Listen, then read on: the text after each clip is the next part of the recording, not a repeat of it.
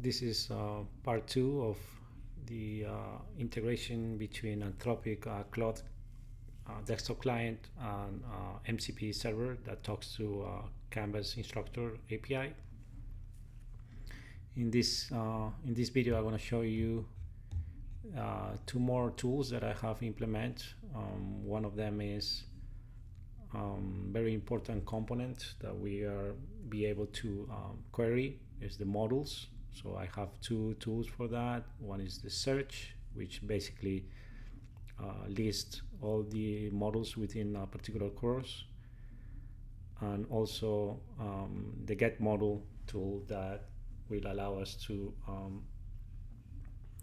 query the content of a particular model.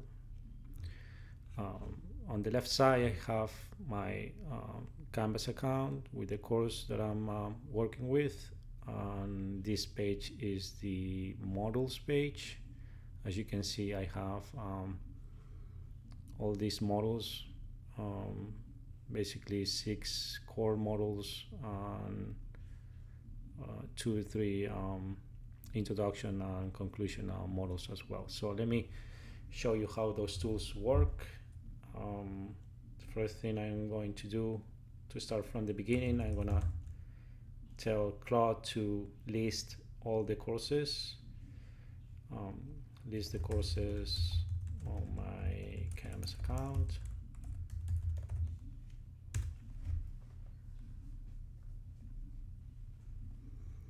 And then it's going to trigger that particular tool. In this case is the list courses tool, and click allow once.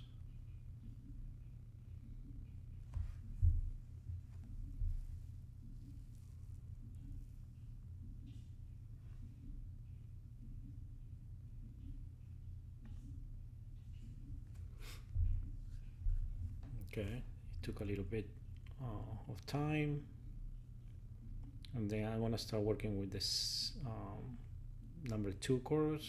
I'm going to tell Claude to list me the models on the second course.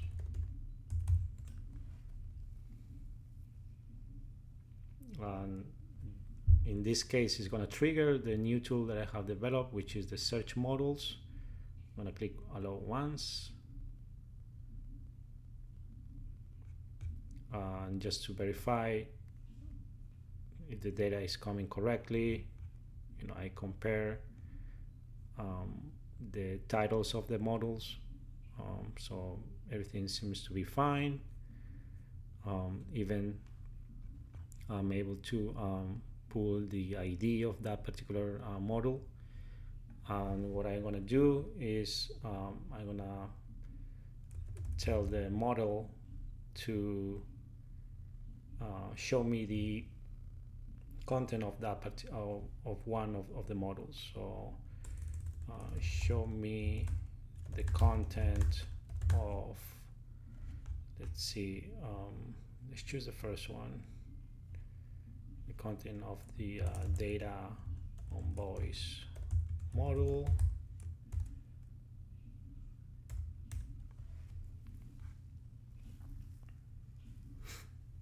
And in this particular case, is going to trigger the get model tool. That's the new tool. I will, in production, obviously, will click on allow always, but I like just to make sure that Claude is hitting the right tool. I always click allow once. It's just for development. So I click on that.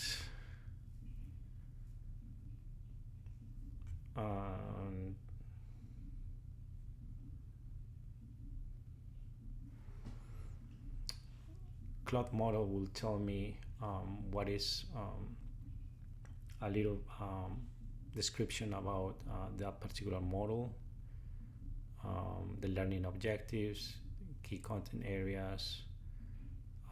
It's very descriptive, but the use case I want to show you is, for example, some sort of accessibility checks for the content of the course, in this case the models. If I ask, can you check the model for any ADA compliant issues?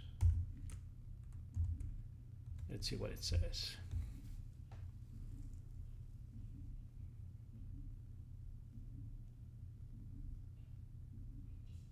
Okay, so right now what I'm doing is just pulling the whole content of the model, and it identifies some sort of ADI compliant issues, right? In this case, for example, it says that the video content without alt text and transcripts, and it tells me where the what that particular issue is. It says in the "How do you see me" video in this particular item. It also identifies some sort of interactive gain accessibility. It has an area for moderate concerns, so those are the major concerns. File downloads, discussion board accessibility, text structure issues also, which is probably one of the most common ones. It says that some sections use a proper heading hierarchies, others don't. Okay, let's identify more about that. Still, Claude, could you tell me more about the text structure issues, in what item you identify the issues?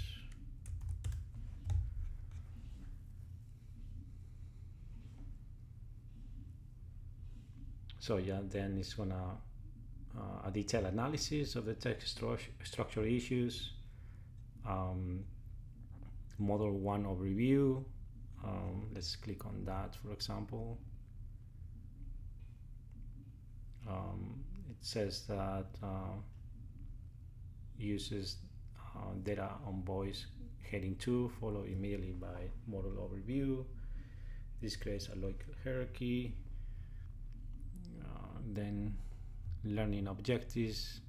By the end of this module, the problem missing a space between objectives and by suggests formatting error. The learning objective section lacks proper structure. The bullet points are properly formatted, at least in the source. And then some other issues in other items of the model. So for example, let's look at this one.